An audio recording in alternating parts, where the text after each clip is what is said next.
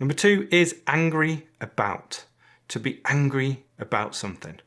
Now, again, you can just say, I'm angry, to describe your emotion, that you're not feeling very good at the moment, that you're upset. I'm angry. I'm angry.